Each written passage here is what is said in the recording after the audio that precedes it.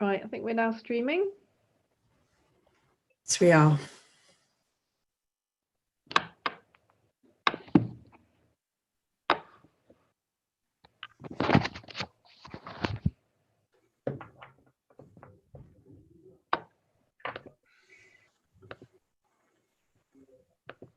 Okay.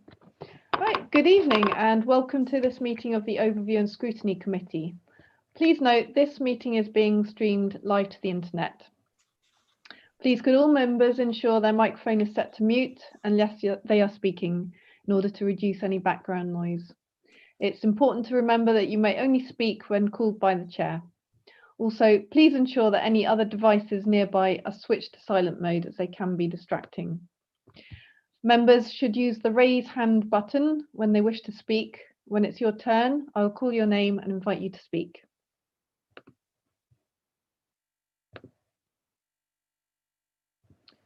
Right, okay. So first item is apologies for absence. Do we have any this evening? We do, Chairman. We've got apologies from Councillor Miss Susan Carey and Patricia Rolfe, and Councillor Hills is present tonight as a substitute for Councillor Miss Carey. Thank you. Right, moving on to declarations of interest. I'm going to declare a DPI for the Otterpool Park item. Are there any other members wishing to declare any interest in this evening's business? No, thank you. So we'll move on to the minutes of the previous meeting. Are members happy for me to sign those as a correct record unless there's any objections? Thank you. Kate, can you get my electronic signature appended to those? Certainly. Thank you. Right, item 4 is the minutes of the Finance and Performance Scrutiny Subcommittee. It's chaired by Councillor McConville. Are you happy, particularly those members on that committee, are you happy for me to sign those as a correct record? Any objections? Okay, so Kate, can you get those signed for me as well? Yeah. Thank you.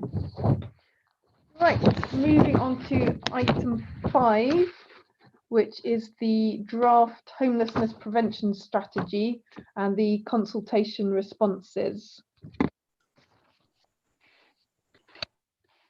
And I believe Councillor Godfrey and Councillor Hollingsby are going to speak to that, and then we've got officers on hand to answer any questions that any detail that might arise from that. So yes. Can I hand over to you, Councillor Godfrey? Thank you. Yes, thank you, Chair. And good evening again, everybody. Those I haven't said a good evening to. Councillor Hollingsby and myself are very pleased to be bringing this report back to you. As you know, it was first draft form was put in front of this committee on the 1st of July, and comments were received. And it was agreed that this should go out for an 8-week consultation, which has now been completed.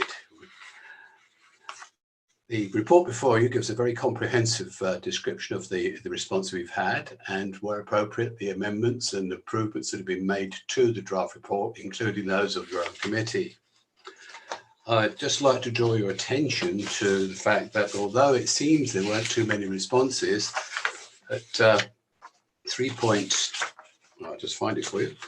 2.4, it's stated quite rightly that the consultation response was normal for this type of consultation, but I think I need to draw attention to the fact that our officers worked very hard at making sure that all the local and regional partners were contacted, advised and encouraged to respond, and furthermore it was taken again to the Homeless Forum at the start of the consultation period in September. In addition, it was put out on social media and our website, so every effort was made to make it available to anybody to come back in. The consultation was responded to. As I said, the officers have done a wonderful job in actually laying out those responses and their responses to it, and the council's responses to date. I think it's also important to note that this is proposed that the strategy should be reviewed annually to ensure that it continues to take account of local needs and any future government policies. So that's the introduction, and we're pleased to be bringing it to you and welcome your comments. And I'll ask Jenny if she's got any additional comments to make. But before I do, I just want to say a big thank you to the officers, particularly Adrian Hammond, because I know they put a huge amount of work into this. So over to you, Jenny. Thank you very much, David, and good evening, everybody. I don't think there's really very much that I want to add, other than that I think the consultation responses have been clearly I've lost my word. Clearly considered and taken into account. And I thought maybe I could just give you an example of a few agencies that the CSU works with in terms of actually dealing with the rough sleepers and street homeless. And these are some of the agencies we work with: Probation, Rainbow Centre, Porchlight, Aspire, the police, organisation called For Young People, Forward Trust, Social Services, Mental Health, DWP, Early Help. All these agencies work together on a regular basis to work with the homeless. And at the street count last week, it was really very interesting to note that the officers out on that count knew virtually, well, I think they knew every name of the homeless people, and to a certain extent where you might find them, even though obviously the count took into account the whole area, Folkestone, Cheriton, Hythe, Sandgate, but they knew virtually where to go to find all the homeless. And every week at the CSU meeting, we do have a list, a spreadsheet of all those homeless people and what actions have been taken. And there are a number of reasons why some of these people are homeless, and it's quite interesting. I think I've mentioned them before. People perhaps who won't engage despite the amount of help that is given. Those who are being managed to get into accommodation, but then have been evicted through their behaviour. And they are not given up on. The agencies, some of the agencies that I've just mentioned, they work very hard with these people to try to get them back on track. And I just thought it's really important that people understand the amount of work that does go into dealing with street homeless and the rough sleepers. Thank you. Thank you very much for that. Right. So over to members for any questions.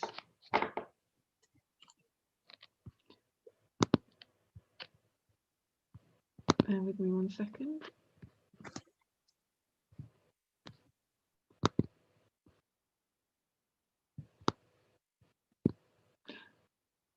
Councillor Hills and then Councillor Wing.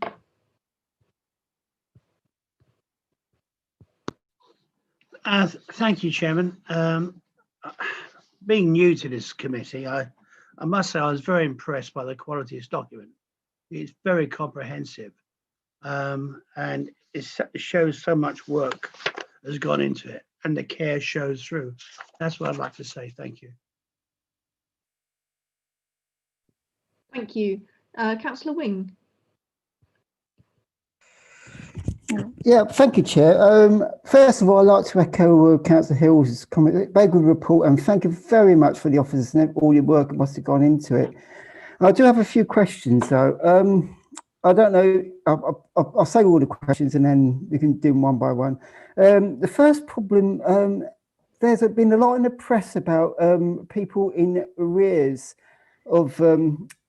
And obviously the courts haven't been working. There's been talk of an avalanche of people declaring themselves homeless, and also people suffering domestic violence.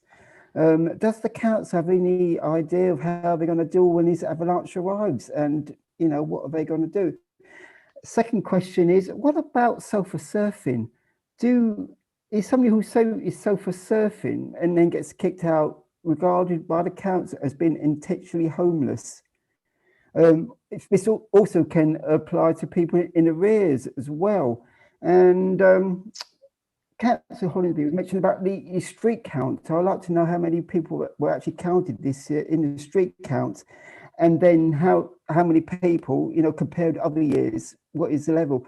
I do realise about when you say about the response from the report. I mean, obviously, you charities and everything are going through tough times because of COVID and everything, and I suspect it's because they're sort of stretched yourselves and staff being laid off and whatever. So I think I can understand why there was looks like there's been a very low response to the report, unfortunately, because I think this is a fantastic opportunity for us to move forward. And I'm very pleased to hear that it's to be regarded annually, you know, reviewed annually, which means this is perhaps just a starting point. This is where we're going to go from this point. Thanks. That's my question so far anyway. Thank you.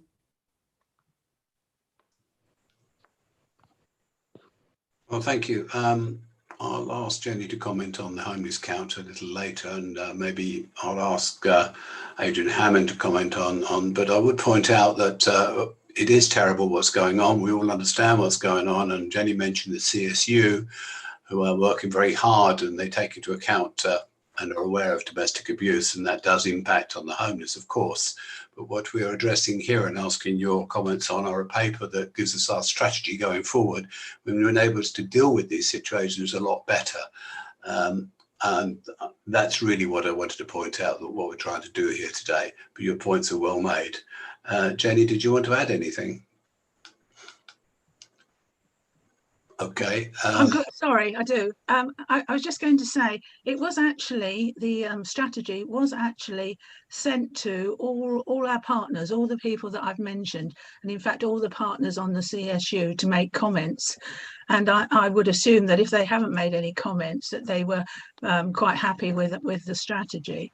With regard to the count, I'd like confirmation from Adrian. I'm sure he could, but I think there were 12, but subject to confirmation at the annual count, which actually it was 10 in the paper. It says 10 last year.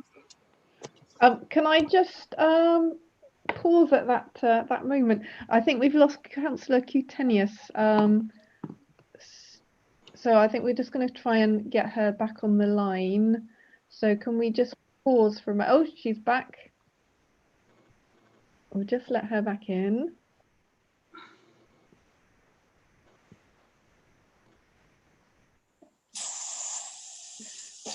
Great, you're back with us, Councillor.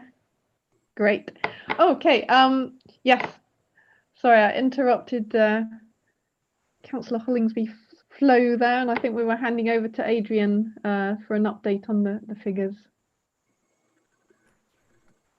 Hello, good evening. Yes, in terms of the street count, Councillor Hollingsby is correct. It was 11/12 cases identified last week during the count.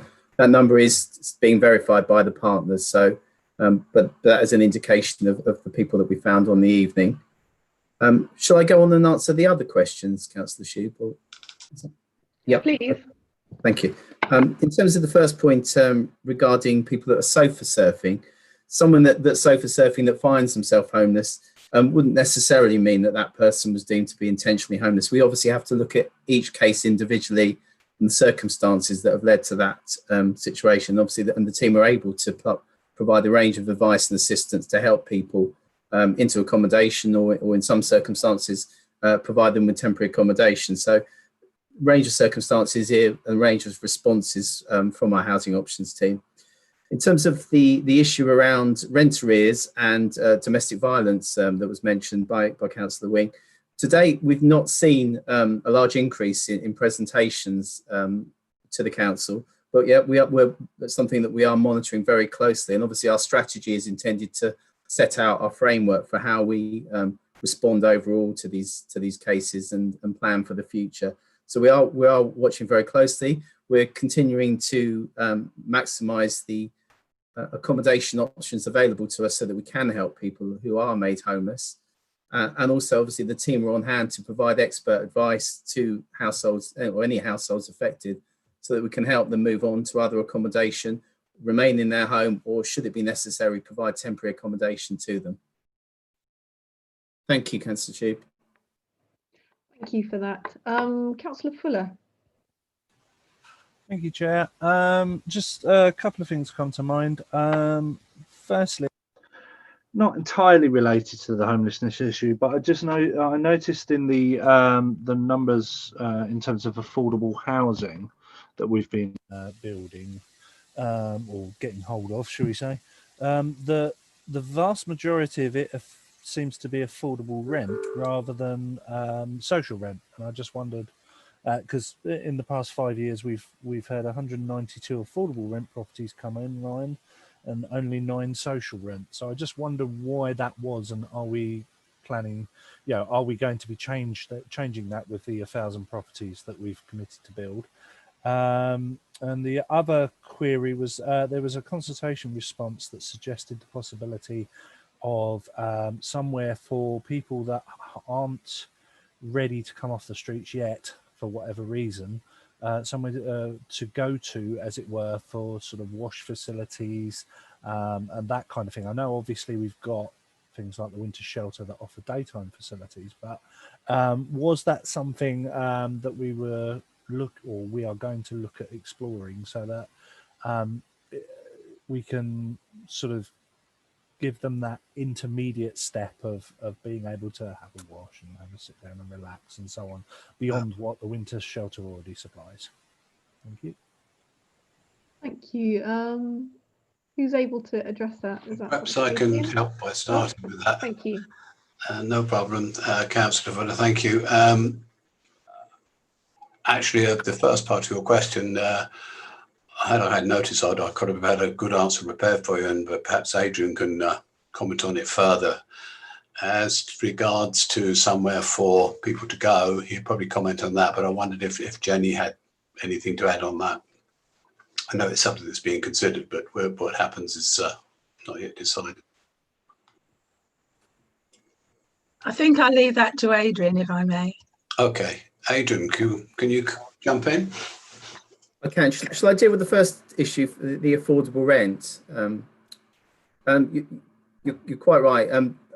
This particular time, the large proportion of the new affordable homes delivered in the district are affordable homes rather than social rent, and that's really the key issue behind that. Is that is government policy. That's the funding that's available from central government through Homes England for homes delivered through our registered provider or housing association partners is provided on an affordable rent basis. There are some affordable housing providers in the district whose business model does allow them to deliver a small amount of social rented units in the district. But that, as you say, that number is relatively small. In terms of the council's own programme, our programme is delivered in line with that government policy.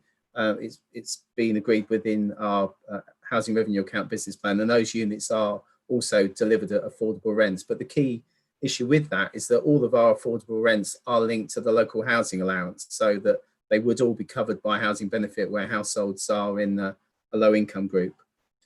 In terms of the facilities for daytime use by people who may be street homeless, I understand that the Rainbow Centre offers those facilities during the daytime period at present, and obviously those facilities are available within the winter shelter, which actually opened today. In terms of the provision that we're looking at for the district going forward, within the strategy itself are details of the Next Steps funding programme that we are working up with Dover District Council at the moment. And the intention behind that is to deliver 6 units of accommodation for clients who are perhaps the most entrenched rough sleepers in the district, so that they can be moved into accommodation with some of the issues that they have, be that drugs and alcohol or other issues linked to that, so that they can then be provided with wraparound support and then help them move on to a more settled way of life. Thank you, Councillor Shube. Thank you, Adrian. Thank you. Thanks for that. Just on the Next Steps accommodation programme, it might be too early to say. Is there have you got any idea of the sort of time scale for that? Yes, that's it's work in progress. We are working closely with Dover. We are currently looking for accommodation. in the district that we can acquire the 6 units. So it's early days at the moment. We would hope that we would have those units in place by the spring of next year. It obviously takes some time to go through any acquisition process. We've got to make sure that the properties are fit for purpose. We've also got a support service that will sit alongside those units so that any individuals that are accommodated can get the support from day one. In fact, possibly even before they go into this scheme, so that we can start working with them at the earliest possible time. Thank you. And just for a point of information, I should have asked before, what the Homelessness Forum, what is that and who sits on that? The Homelessness Forum is a multi-agency forum that we attend, along with other local organisations involved in providing homelessness services in the district. We meet to discuss how we can work together to resolve the issues that we face. So, in shaping this strategy, we've spoke to the local partners in that forum, and we discuss issues that might arise, in between these meetings, so that we can address the ways that we work on a regular basis, so that we're best placed to help people that are on the street. So the main focus of that group really is around the people that are rough sleeping at the moment, but it is a multi-agency group. Thank you. Councillor McConville. Thank you, Chair. Yes, thank you, Adrian. Just to clarify, in the obviously in the strategy under priority 1, it says complete the setup of at least 2 units of housing first accommodation by 2025. Yep. So are we saying we're going to amend this now to complete at least 6 units of housing first accommodation by 2021? The housing first is another set of accommodation beyond that, which we're looking to develop. Some of the partners on our homelessness forum are keen to develop even more intensive supported accommodation beyond what we're looking to develop through the next steps process. So that would be additional units beyond that through other financial means. So the next steps funding is through central government, and that work is underway at the moment. So as I say, we're looking to have those units in place by the spring of next year. Okay, that's brilliant. And just a quick question. Obviously, it mentions a working group when in under priority 2. How will the working group differ from the forum, and what bodies will be looking at what areas, so you don't get duplication of things, and how, because it just reading it's a bit tricky. It's a bit difficult to see where you've already got a group established, but now there's going to be another working group. Just the dynamics of that, a bit of background would be quite helpful. Thank you. I would think that it would be the forum that would move that forward. It may be that there's particular partners within the forum perhaps who are best placed to help with that particular project. There may be some that aren't able to commit to being part of a working group. So I think it's something that would need to be discussed within the forum to see who's best placed to bring resources and time and commitment to that project.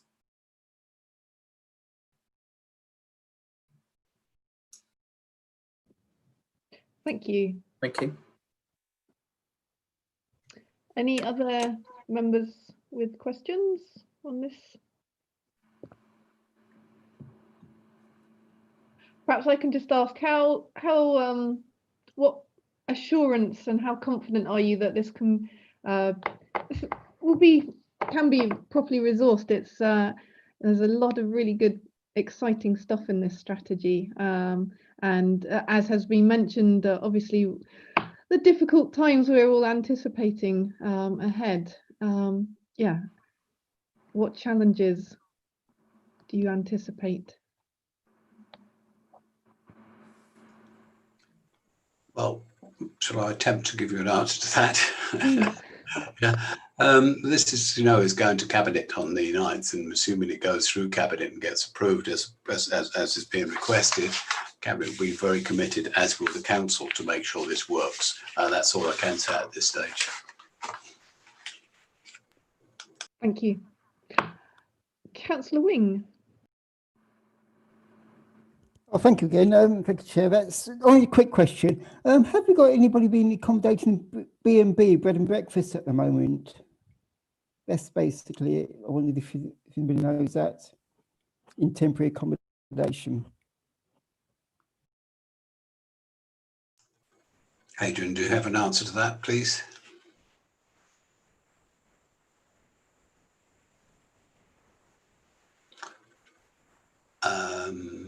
Adrian, we're calling on you if we can. Sorry. Hello, David. Oh, Yes, you're there. I'm here. Shall I pick that up? Please. Yes, Councillor Wing. Yeah, at this particular moment, we have around 35 to 40 households in temporary accommodation. It changes on a daily basis as people are moved on into long-term accommodation. In terms of bed and breakfast, that ordinarily would be something that we would look to avoid. We certainly wouldn't put families in bed and breakfast accommodation. But at this particular time, there are approximately 15 households. They are single people and couples in bed and breakfast accommodation that we've assisted to access that accommodation. We're looking to move them on into long-term homes. These are very much people that have approached us during the COVID crisis, and we've helped to provide them with a home so that there was no need for them to obviously remain on the street during that period. Thank you, Councillor Sheik. Thank you. Thank you for that. Councillor McConville and then Councillor Cutenius. Thank you again. Yeah, just quickly, obviously the consultation has ended for this, and it's, you know, it was good to see that some of those comments have, you know, gone back into the strategy and helped improve it. I was just wondering, you know, will there be a way for members of the public, organisations to sort of feed into the work of this strategy? You know, if it's going to come back every year, then we could hopefully see any comments that are sort of going on to see how well it's sort of out there, you know, on the ground, maybe through like the forum or this new working group. If there was some way for that sort of feedback to continually come in, I think that'd be very beneficial.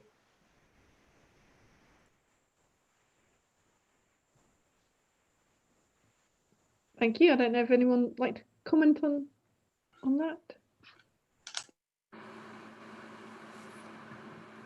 that. Yeah, shall I comment? Yeah. Thank you. Obviously, we're looking to complete the annual review. So yeah, we will certainly look to involve all of our partners in that process and gain the views and ideas of how we can further enhance the strategy and improve the outcomes that we're achieving in the district. Certainly that's the intention. And then we would obviously need to report those, the review or the outcome of that review back to members after the completion of any further consultation period. Thank you. Councillor Cutenius. Thank you, Chair. Just following on from Councillor Wing's question regarding temporary accommodation, how many households are in those at the moment? Can I ask just roughly what's the average time span someone would be in a temporary accommodation, whether it be a family or single persons, please?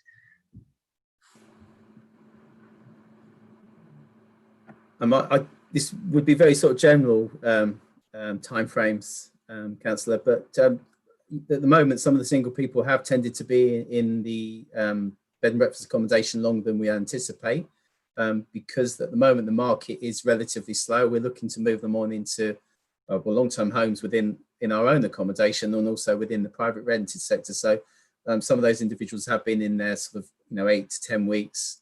So we're actively looking to move them on.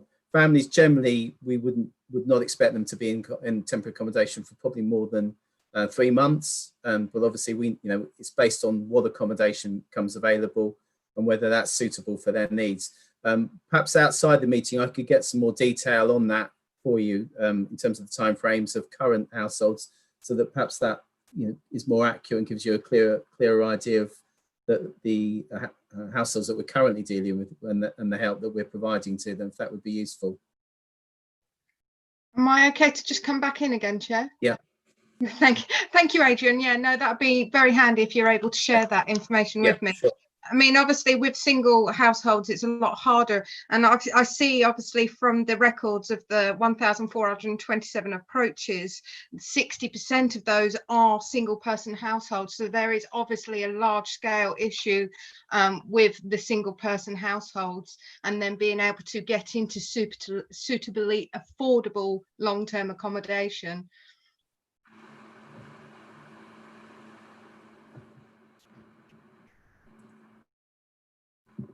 Yeah, shall I respond? Yeah, sorry. Yeah, you're absolutely right. And we're conscious that within the new units that we supply in the district, we need to have more one-bedroom units for that client group.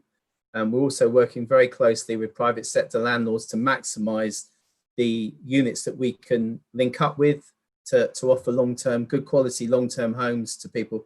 We're clearly not going to be able to address all of those needs through our own housing stock. So we need to have strong links with the private sector also. Thank you.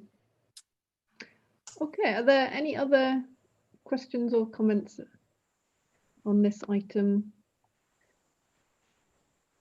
Okay, well, I'd like to move then that we receive and note this report. Do I have a seconder? Councillor Cutenius, thank you. Right, unless there are any objections. Right, so we shall move on, and at this point I shall leave and hand over the chair to Councillor Cutenius. Have a good rest of your evening. Thank you. Thank you, Councillor Shoup. Okay. Okay, I'd just like to read this out before we move on to item 6. In relation to item 6, which relates to the draft proposal business plan of Otterpool Park Limited Liability Partnership, I'd like to remind all members that it would not be possible for officers to discuss commercially sensitive confidential information during the open session of this meeting. If members wish to discuss commercially sensitive confidential information, then it is recommended that we vote to move into private session. However, I'd like us, if we can please, to try and go over as much detail that's in the public forum before we have to, if members do choose to trigger that. And I'd like to now call upon Councillor David Monk, Leader of the Council, to introduce this item, please. Let me unmute myself. Thank you, Councillor Cutenius. Well, this is a very important bit of scrutiny we're doing tonight about the draft business plan for the Otterpool Park LLP. It is a very, very comprehensive document, not fully fleshed yet, because there is lots, when you read the amount of things that they have to get across, and if you go to page 102 of your pack, you will see how many there are. But I can do no more than recommend that you read the business plan explanation at section 3. It really does set it all out, and I commend to you to receive a note of the report. Thank you. And then I believe we've got Ewan Green coming in to speak on this, Director of Place. Thank you very much, and evening members. If I could just say a few words of context. I'm very pleased to bring the report to you this evening, and of course it's one of a number of ways in which members have been engaged in the project today and will continue to be so in the future, and that includes at Cabinet or Council, but also the all-member briefings, of which we have a regular series in your diaries, and indeed the future series of these meetings will cover some of the key themes that are outlined in the draft business plan, such as community engagement and stakeholder engagement. I think the draft business plan is a really significant milestone, and it builds upon a range of the previous decisions the Council has taken. And that in the report we outline a number of the key dates, and that starts with the 2017 approval of the Council's ambition in the Otterpool Charter. And as part of your pack this evening, you'll see that the ambition has been restated in an updated paper for you. And more recently, of course, the council has agreed an approach to funding the project and the creation of its delivery vehicle. But also, I think very importantly, Otterpool Park is a significant contributor to the housing delivery targets that are part of the recently agreed Places and Policies local plan for the district. And the report also outlines the ongoing relationship between the council and the LLP company, and the controls and the corporate governance and assurances that will be put in place. There are two key documents referenced. One is the Strategic Land Agreement and the other is a funding agreement. And both of these will underpin delivery of the project moving forward alongside consideration of the business plan. And work is ongoing to develop these two documents, and they do form part of an overall monitoring framework that will be put in place through a chief executive and the Section 151 officer to ensure that the council's ambitions and interests are being best served. And alongside that, there are regular meetings between the council as owners of the company and the LLP board. So that's just a few words of context, members, for you in terms of the positioning in this report. And I'll now hand over to John Bunnett, who is going to take us through some of the detail of the business plan. Thank you. Evening all. I thought I'd just start off by way of introduction of the plan itself rather than the report by saying a few words. Just to kick us off, in attendance this evening you have directors from the LLP board. There's Jenny, I think Jenny's still around, and Andy Jarrett and myself. Luke Coulter, the chairman of the board, was hoping to be here this evening, but unfortunately he's not been very well today, but he sends his regards. We also have representatives from BNP Paribas who've done much of the work on the plan and who will also be available to answer questions. So in Luke's absence, I'll just say a few words by way of introductions, again, to set the scene from the LLP's perspective, and suggest that after that we get straight into it. So this will be the second time that you've seen this plan. A skeleton report was presented to Scrutiny in July. It's a strategic document and it's not intended to cover every tiny detail, but is very much intended to provide sufficient information such that Cabinet can commit to the next phase of the project. It's brought forward still at a draft stage, very much in response to previous criticisms from this committee that reports sometimes are being presented too late and in too much detail, essentially as a fait accompli, such that committee members weren't able to influence them. So I've been very keen not to do that in this case. The draft plan, as Ewan says, seeks to respond to the Council's Otterpool Charter primarily, and more recently the Council's aspiration document, which summarises the Charter, and in particular seeks to address the need to deliver a sustainable garden town as set out in that document at page 1. It also sets out how the project can generate substantial returns on the Council's investment. I make no apologies for this, as it's been the intention from the outset for the scheme to be profitable, and of course to be able to support Council priorities and key services across the district over the next 30 years or so.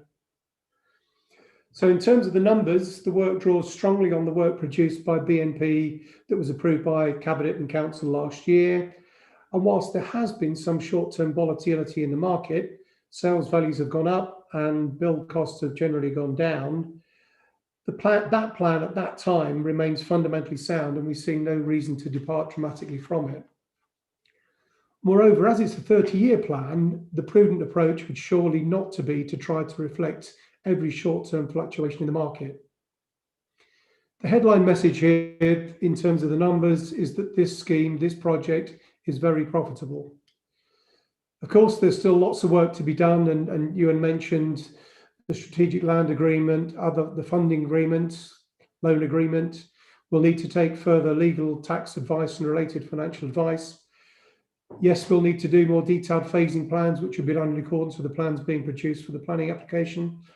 There'll be the need for a resource assessment to clearly set out additional resource needs, i.e. people as well as money. And there'll be a full delivery plan which sets out at every stage how the scheme will be implemented and how money will be drawn down and invested. But what we're looking for tonight from the committee are questions and comments reflecting the large, complex and strategic nature of the project that'll help us refine this report to produce a final form, high quality polished version to be considered by Cabinet in January. Thank you. Thank you. Members, would you like to comment on this? Ask questions, please.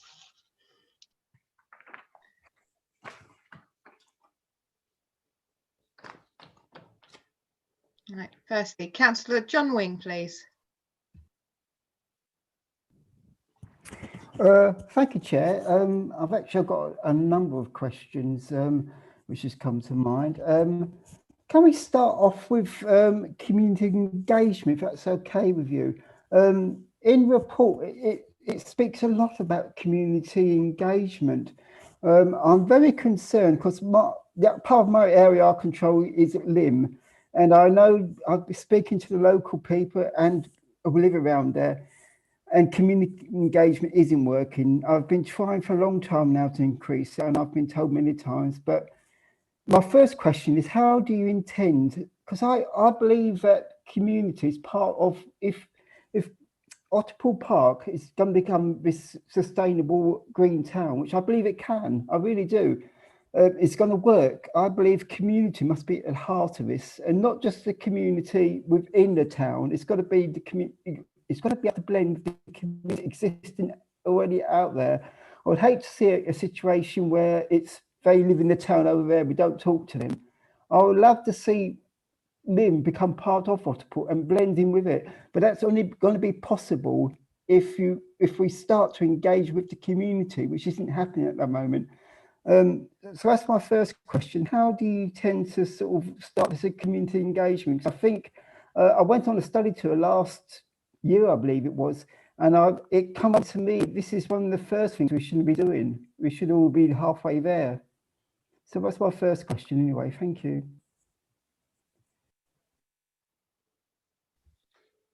John, did you want to come in on that? Yeah, I think, consultation, community engagement is always quite a difficult one, isn't it? Because I think people generally accept that however much you do, there's always more that can be done. But I do think John's point is a fair one. And I think to reflect the fact that we know we can do more, we have recently taken on a new member of staff, Tess Luchford, whose express role is to develop community engagement and consultation. She's been in post now for about 2 months, and I think she's now starting to develop relationships with the community in a way that we have struggled to since the LLP was put in place in July of this year. We do have regular meetings and always have really with the parish councils. We meet with Stanford, we meet with Lymm, we meet with all of the other affected parishes, and I think it's fair to say that generally speaking the relationship is fairly good. And I think perhaps an illustration of that is that not one of the parishes have objected to the EIP, to the proposition for the scheme itself. But again, I just reiterate that there's always more we can do. One of the things that I know we're just tendering for the work at the moment is to establish what's called a virtual community. And you might have seen this referred to in the paperwork, but in essence, this is an intention to bring together existing community members surrounding the development, along with prospective future residents and prospective future businesses, to help, if you like, in co-designing some of the features of the town and some of the new facilities. So I think in summary, I take John's point, I take the criticism. I think we can do more, and that's why we've taken Tess on. And hopefully when we sit down and review this in 12 months' time, John will be saying we're doing a whole lot better than we have been for the last month or 3. Well, thank you for that, Mr. Barnett.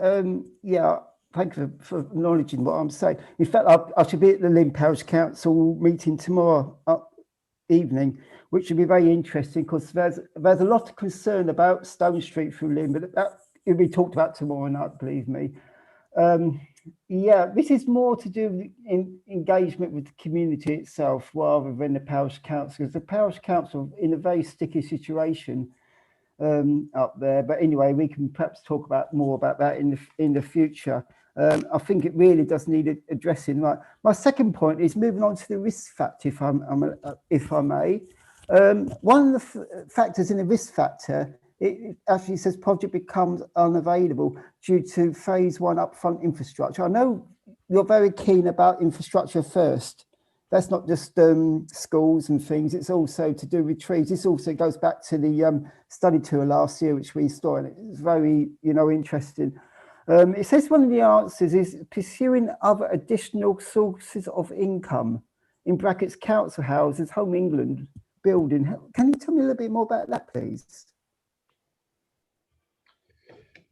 As we stand at the moment, there's somewhere around £400 million of infrastructure to go into the scheme over the 30 years of its life. And as you say, John, quite a lot of that's intended to go in the first phase or two, about £100 million worth. I think what we're saying here is that without straying into commercially sensitive areas, the business plan has identified the need to spend £100 million within the first few years, and the numbers that you see reflected, reported today, reflect that need. And I guess really what we're saying is if there is potentially a need for even more, then there are other ways of bringing investment in. Some members will know that Homes England own a portion of the site. Homes England over a long period of time have expressed an interest perhaps in taking a greater stake in the site. And in doing that, they've also expressed an interest in potentially bringing potential funding for new infrastructure or assisting in the funding of the infrastructure we've identified in the plan. So I think what we're saying here is we identify it as a potential risk. We've covered it in terms of having sufficient amounts of cash identified early in the project to make sure that infrastructure goes in at the right time. But even if that isn't possible, there are other means of funding that can be brought to bear to enhance the infrastructure were we not in a position to do it either as the LLP or the council. Thank you, Mr. Bunn. That's a bit clearer now. I'd like to move on to zero. I know it's been spoken about many times of zero carbon housing. I think we are slightly. I'm not talking about zero carbon whole. We're just talking on housing itself. It says in the report low carbon housing. I would love to see us actually commit ourselves to zero carbon. I think the way the government are moving, I mean, you hear a lot in the press of things, and I know that they're very keen on zero carbon and bringing it forward. I love to see us being a shining light in the whole of the country, saying we are going to be the first large development bringing forward zero carbon housing. Not the whole, it's just the housing I'm talking about. And to be brave enough, because I would hate to see us going through planning, then the Secretary of State say, well, planning laws are now changed, it's got to be more zero carbon, and then we have to start all over again. Is there any possibility whatsoever of us taking the lead with zero carbon housing being the first major building to say we are going to build zero carbon just housing for the future, the green future of this country, to make it sustainable? Because I think when they talk about sustainable development, it doesn't just mean sustainable as in it's green. It also means it will be a success. Because I think I don't want to see Otterpool become just another commuter town. I wanted to see it become somewhere where people want to live and love to live and actually want to be in there. And I think a green future with proper green housing is a step towards that, to complement all the parks and a lovely castle we got there. And I think it all complement all in together. What are the actual chances of that happening? Councillor Monk, did you want to come in on that one? Yes, thank you, Chairman. The aspiration is there. Make no mistake about it. However,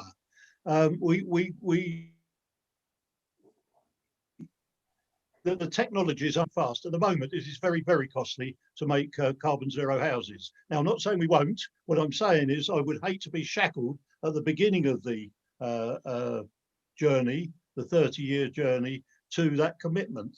but I would certainly not be at all worried about aspiring to it. I don't know if Mr. Bunnett would like to add to that. I think, I mean, certainly the way this is being designed is to respond to the aspirations as set out within the Charter and the Council's aspiration document. And that strongly stresses the sort of the economic sustainability, social sustainability and environmental sustainability being considered as one. And personally, I think that's the right approach.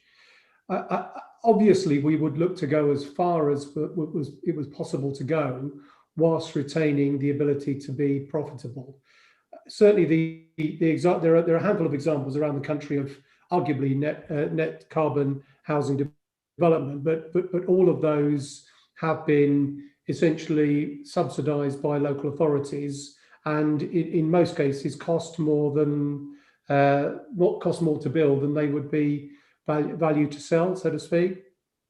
So I think at this stage, low carbon and that the wheel, if you like, of sustainability is set out in the Council's document is the right approach to take. But on the basis that this plan will be reviewed on an annual basis, technology is changing all the while. I think David's right that given time, we will get lower and lower in terms of carbon, and possibly to a point where we end up with a version of zero carbon. But even, I mean, I think people recognise in the industry there are 101 different definitions of net zero carbon.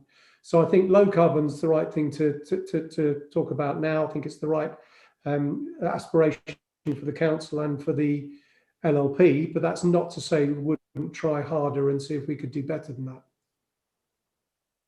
Yeah, thank you. That was this sort of answer expected. The only other question I've got, we and the Parish Council have been asking for a long time now about the transport strategy for Otterpool. The last time I asked Mr. Jarrett, he was told we're waiting for a KCC report to come back. Can you give me any more information about that, about the transport strategy for how Otterpool is going to link into Hive and how it's going to link into the countryside? Because it's been advertised as a place for sea and countryside. How is it going to link? I know it's got brilliant public transport links. It's absolutely fantastic. I'm more thinking about walking routes and cycle routes out of Otterpool, because I think it's a bit stranded at the moment. Have you got any more updates on that, please? I don't have any sort of complete answer for that now. I mean, the transport strategy in its fullness will be submitted with the rest of the information in the springtime, prior to the consideration of the outline planning application. There is a lot of work going on at the moment, which is trying to move us from the original position, which was really to respond to future forecast vehicle demand, to a point where we're providing a second option based around what we call monitor and manage. And there we're trying to, through a range of different means, persuade people first to walk and to cycle, so to reduce internal movements within the town. And secondly, to make more use of public transport. Throughout the design process that I think many of you were introduced to the other night, there will be a close look at how car parking strategy will work to try and reinforce that and encourage people to stay away from the car. So there's a lot going on, John.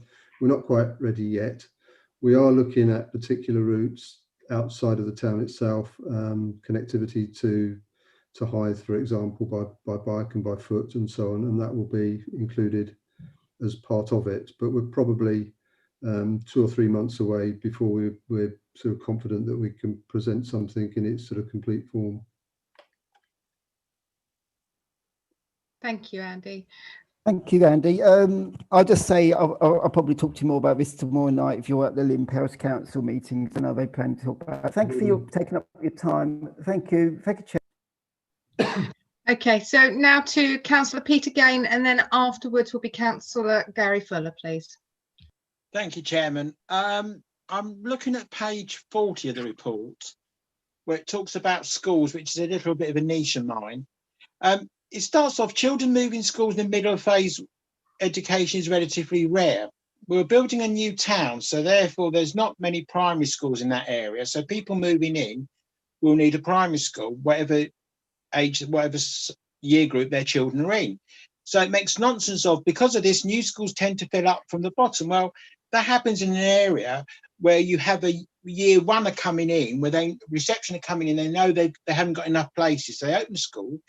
An example of that would be when they reopened the Pent Valley under a new thing, when year 7 opened up first, because they knew they needed the numbers for year 7. And then that's been filling up and will gradually fill up. They'll open up the years as every year goes on. That's fine. In here, we haven't got much of a primary school, and we've got no secondary school other than going to Brock Hill, a school in Ashwood, or coming to Folkestone. So that doesn't really make sense. And he goes on afterwards. However, new setting on this scale may attract a disproportionate number of children. Well, unless you're going to state when you sell the houses that they've got to have children that are not of school age yet, that is going to be the case. So I would have thought you need to delete that first thing, because it makes absolute nonsense to me.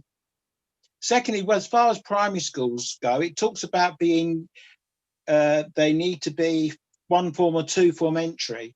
It is a known fact that 2 form entry schools have a better financial footing than those that are 1 form entry. And therefore, if you're tending to ask for 4 primary schools, which I believe was in the original one, they were talking about 4 primary schools of up to 1 form entry, you could actually have problems in years to come, because if one gets a better offer than another, the parents will be fighting to get those kids into that particular school, and the other one ends up becoming redundant because it hasn't got the numbers and financially has difficulty coping.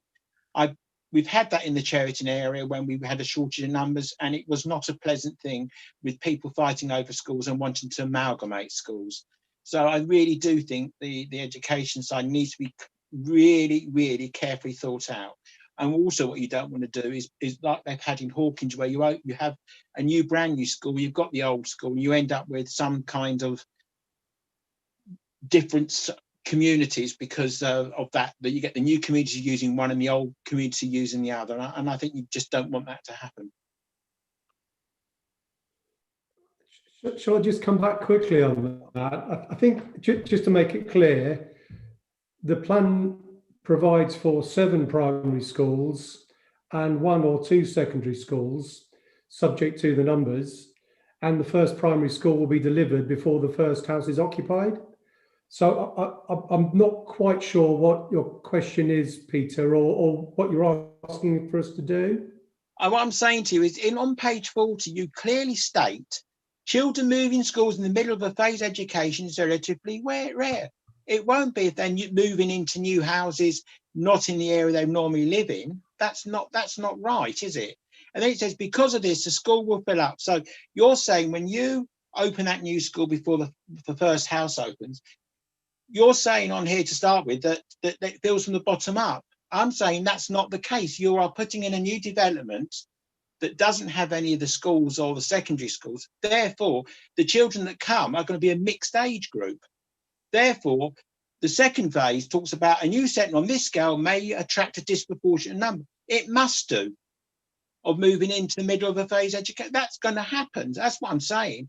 Therefore, the schools that you open, when you talk about paragraph 3 about vertical learning, is what is going to happen. Not the first bit where it tends to, they will open and go out. That's what I'm saying, is that doesn't make any sense.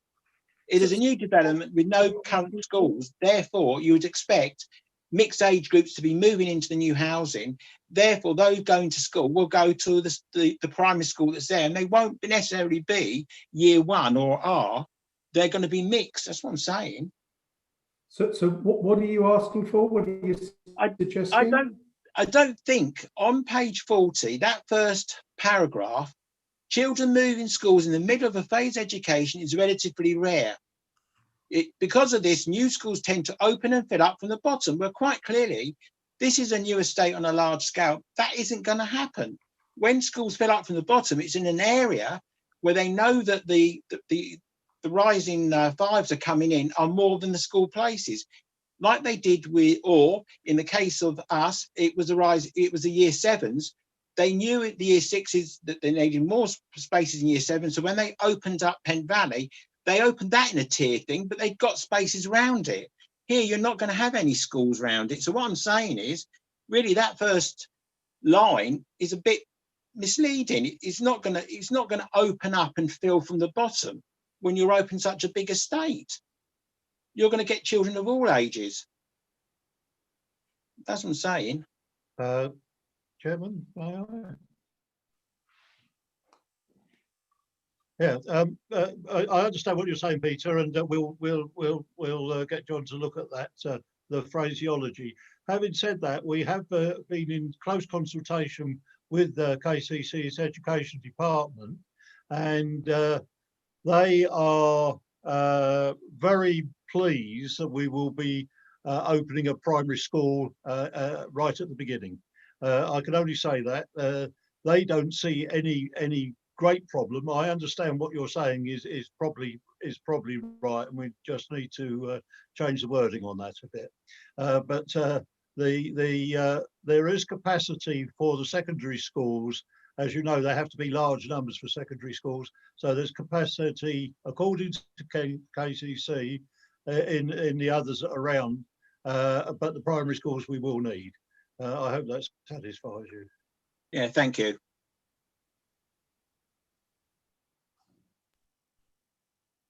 Councillor Fuller. Thank you, Chair. Yeah, I have to back Councillor Gain up on that one as a veteran of 4 different primary schools. People do move around, and it's also with what's coming post-COVID, I expect there's going to be a lot more people moving for work. So, but anyway, we've done that one to death. Just on the, just really wanted to sort of back up Councillor Wing on the point about zero carbon. I think there's, I appreciate that at the moment the technology is not necessarily where we would like it to be, but I think there's 2 serious things to consider beyond the expense of using it. Firstly, it's going to be a damn sight more expensive, you know, factoring in or surviving a climate catastrophe than it is going to be spending a few extra quid on houses. So, you know, in cost benefit terms, that extra cost is worth it. And secondly, you know, companies only develop and build what the market wants them to build. So unless we act as trailblazers, as we have this big development and the opportunity, then I wouldn't expect these big companies to follow. But if we do get this in at the very start, then essentially we are giving that heads up to business to say, look, you need to develop this technology further. You need to bring prices down, which you can do once you start building at scale. And we're going to be pushing for that. So I do think that risky though it may appear at the outset, I think it's actually riskier to say that we're going to go for whatever we can get and just ignore the fact that, you know, we have just agreed there's a climate emergency and we do want to be getting rid of our carbon by 2030. So my 2 cents, as it were. Thank you. Thank you, Councillor Fuller. And bring in Councillor Conor McConville, please. Thank you, Chair. Yes, yeah, quite a few questions. If we can start with part 5, the organisational form, I think it'd be quite handy just to have a bit of background on sort of why we are here, how we've got here. I think that'd be very helpful for, you know, the public record for people at home. Just sort of, you know, I know when it was first sort of discussed, it seemed a bit strange that we would be in a partnership with ourselves as such. So just a little bit about that, just to sort of say, you know, how we got there and what sort of advice we took that this was the best option that we had for moving forward. And then just in terms of the sort of the oversight, I guess, of the LLP, there just seemed to be a little bit of confusion in the report under 3.11. It says that Once approved, the business plan will enable the LLP to deliver the overall plan without generally further approvals from the council, including the ability to expend the monies available in line. Yeah, okay, so that was 3.11 in the report, but in 5.11, is it? I think I've lost it now. My apologies.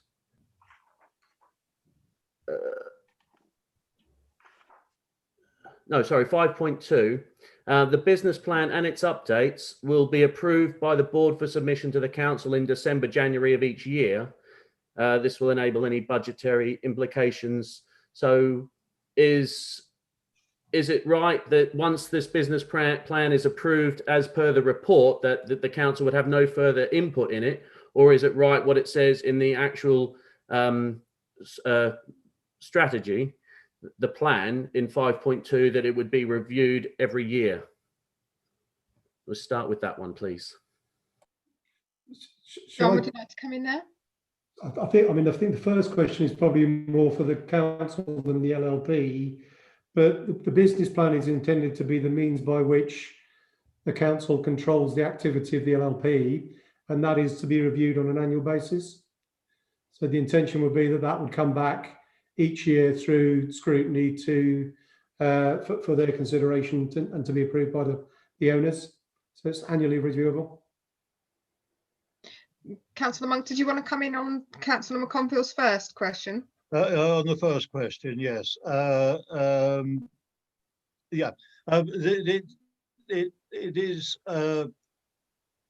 basically what it's saying is that on the day-to-day business of the LLP, once we've approved the business plan, it will carry on and deliver it without having to come back to the council to get a spending approval. It just carries on during that year and does what the business plan says it will do. However, because we're all very worried that it could run off and run amok, we put the safety net in that every year it comes back and their business plan has to be reconfirmed. We are further supported by the fact that we have two of our own members sitting on the board of the LLP. So I think it's a mechanism which allows the delivery vehicle to get on and do its work without being bogged down by bureaucracy. I think I just asked Mr. Bunnett if he would confirm my interpretation. That's certainly my understanding, David. The business plan is the key document, as I mentioned earlier, that the council uses to control what the LLP does. If it's not set out in the business plan, the LLP can't do it. Right.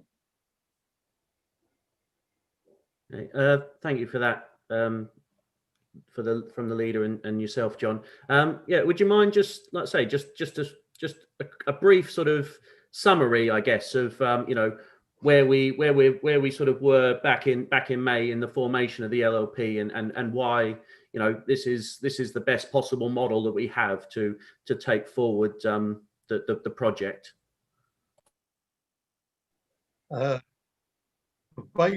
Basically, it would be because that's the advice we took. If you remember right at the beginning, we said, and this is going to come more and more to the fore. We expect this this development to create a large profit one way or the other. One, to support the council across the whole district, as well as to supply the means for the town to upkeep its massive infrastructure and its green infrastructure. And so there's two ways. There's one that the actual delivery vehicle has to be. Now you can go out and you can employ somebody, a company, to come in and be your delivery vehicle, which just means that you shoot some of your money away to somebody else. Whereas if we do it via our own LLP, we contain it all. So that is the way. Then the other reason that you need it is because it becomes tax efficient to generate the money in the LLP to come back to the council. So that's how we arrived at it. It wasn't. It was a strategic plan that came together with financial advice and lawyers' advice, how's best to set up the way to go forward to maximise the benefit for the council.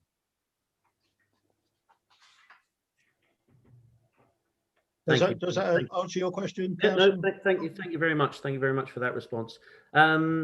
And so, looking at the LLP, I mean, I've only sort of done some sort of rudimentary lookings into what an LLP is since we sort of formed one. And I mean, please correct me if I don't obviously know everything, but I mean, it seems to be that there's certain rules with LLPs. I mean, I'm not sure, but I mean, they don't, for example, have shareholders. They have like partners, members. So if that is the case, I mean, the word shareholder does appear in the business plan. So perhaps that should be removed. I know it appears in the risk register, for example, but I'm not sure on that. Again, Councillor McConville, at this point in time, there are no shareholders. But as we go forward, it might well be that we need to take partners on board. The deals are done. So whilst the wording might be superfluous at the moment, it isn't necessarily going forward. Although you could say there is one shareholder, which is the partner. I don't know if that's legally correct, but again, the way it's been set up is to future-proof it. Okay. Yeah. I mean, let's say I just wanted to make sure that we're doing, the wording in there is, obviously, legally acceptable. So I'm not sure, obviously things like shareholders, words like directors, I'm not sure if that's sort of certain things that I've read said LLPs don't have directors, they have partners, members. So it's just a question of wording. And again, like for example, the LLP, I'm not sure what sort of information is correct. Maybe John could sort of answer this. I mean, in terms of the ability to sort of retain profits. I mean, I know it talks about the collection of profits and where it will distribute it. I mean, I'm not sure whether if what the sort of the legalities are with that. So anything sort of we have any information we can share on that would be very helpful.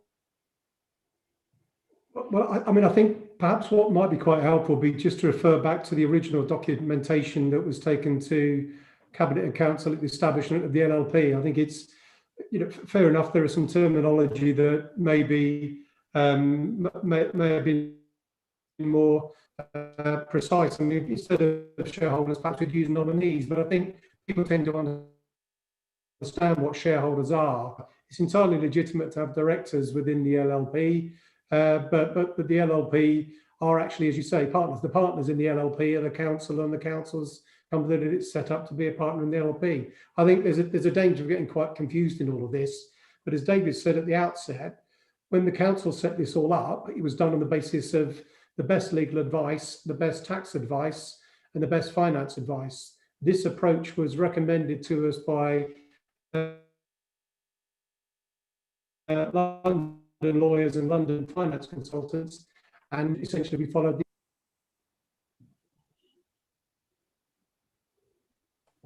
Sorry, you broke up a little bit at the end there, John. Sorry.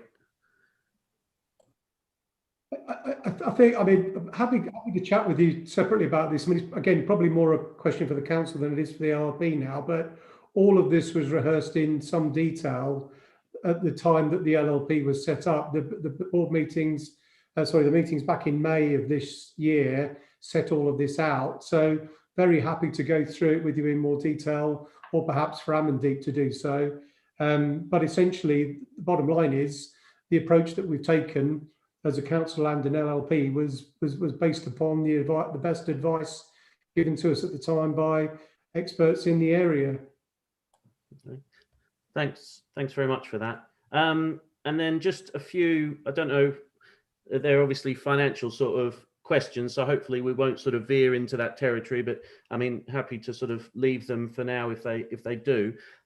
Just trying to, I mean, the business plan is a 5-year plan, as it sort of states out, and we're asking, the business plan is asking the council for 75 million between the next 3 to 5 years.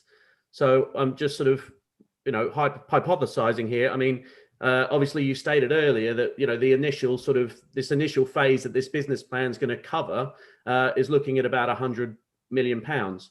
So, if we spend that 75 in the first 3 years, and this business plan has a life of 5 years, where are we then, and what sort of, what sort of happens? Does that just come out when we have these annual reviews, or what's the sort of process there in terms of recognizing the amount we need for the phase, the life of this business plan, and where we go sort of in between, if there's sort of additional needs, I guess. Councillor Monk, did you want to come in there? You're on mute, Councillor. Good boy on the muted, and then I forget. Right. Yes. Basically, I can explain all of this in confidential terms, but basically that you spend the money up front because it generates a much better return.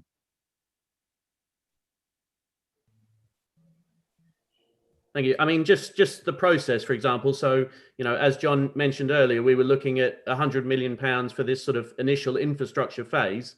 If there was another 25 million on top of the 75 that's already been identified, what process would there be within the formalities, I guess, of the business plan to request the council for additional funds? That's sort of where I was going.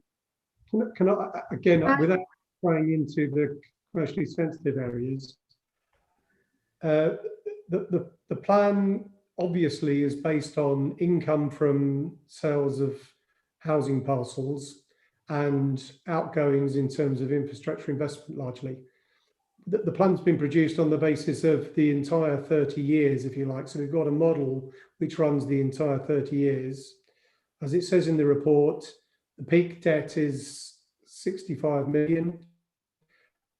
Which means that we don't need any more than the 75 million. So there wouldn't be another process beyond this business plan. From probably around 2030 to 2031, the LLP would be self-sustaining.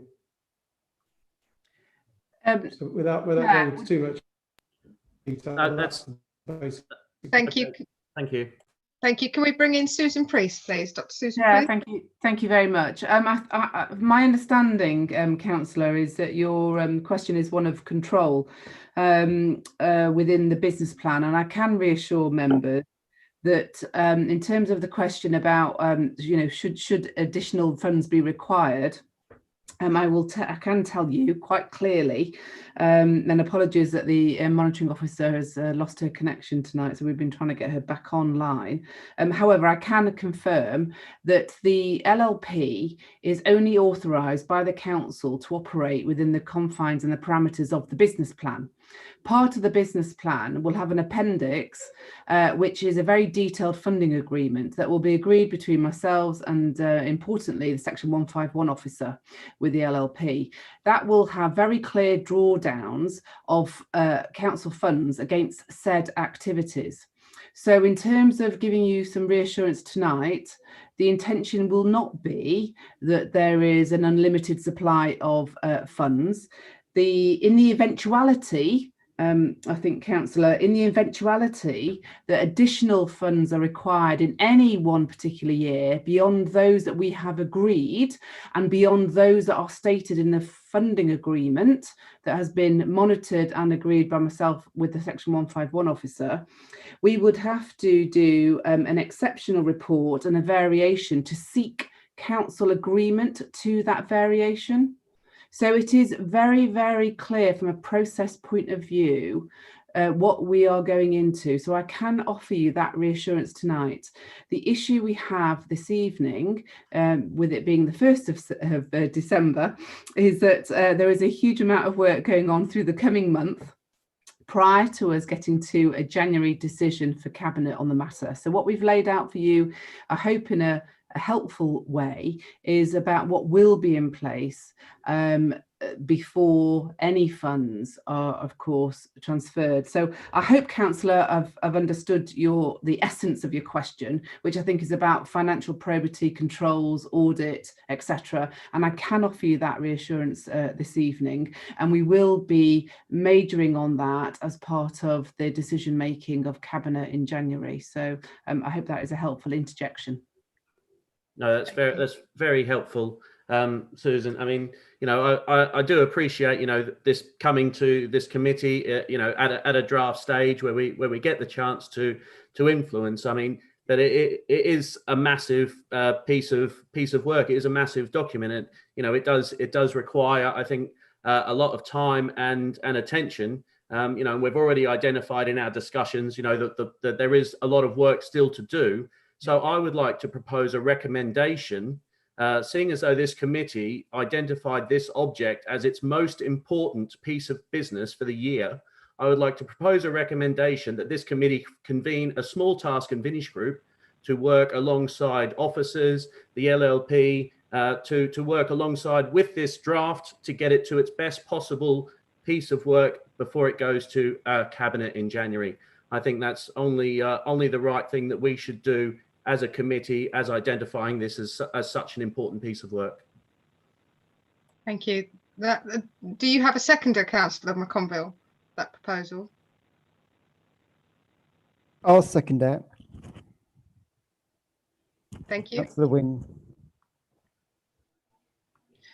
Can I just have an officer just to help me? Can I confirm we can just put that to a vote as to whether the members of the committee would like to set up a task and finish on that?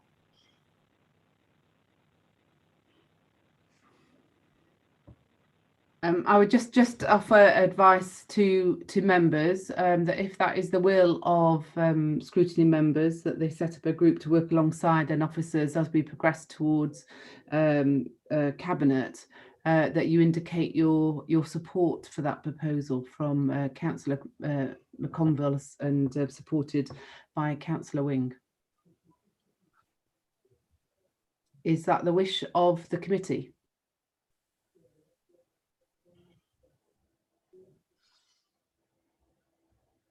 Are there any objections to that? I can see. I'm going to ask for committee services because I don't have control of the screen. Or I can see, and I apologise, members, but I can see Councillor Mullard indicated his dissent from that view. I will ask. I think we've got the monitoring officer Gemma and Kate on the line. I can't really see colleagues.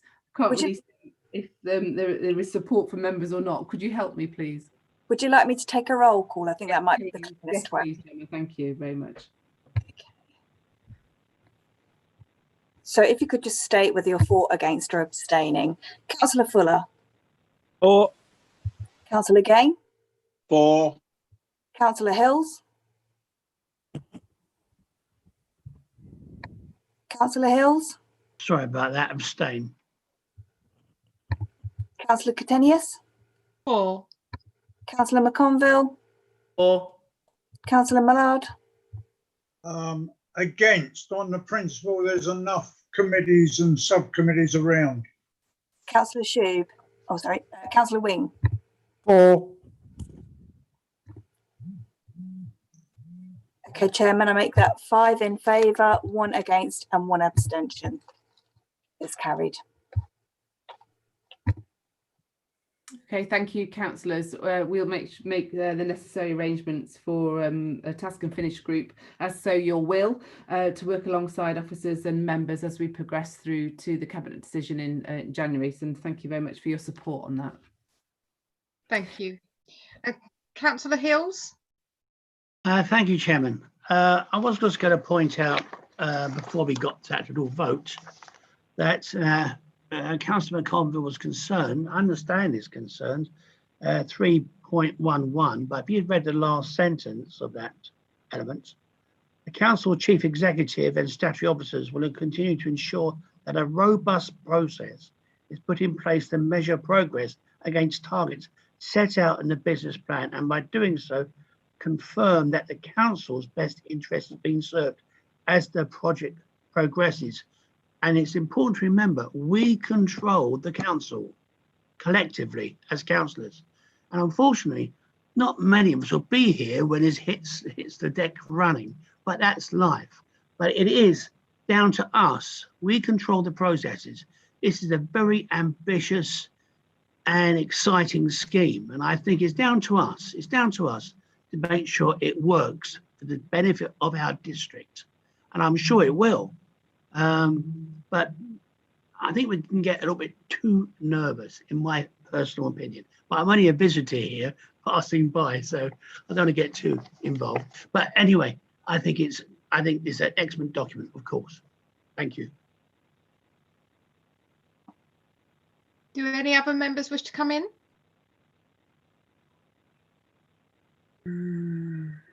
Okay, so that looks like no one else has any comments on this. Well, then can I move that we receive and note this report with obviously now the task and finish group, and then send this back for the cabinet? Do I have a seconder? Happy to second. Yep. Councillor Fuller, thank you. And all those in favour? Yeah. Yes.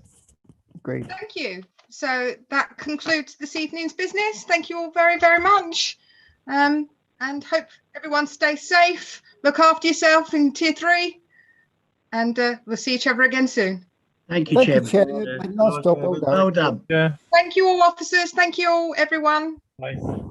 Bye.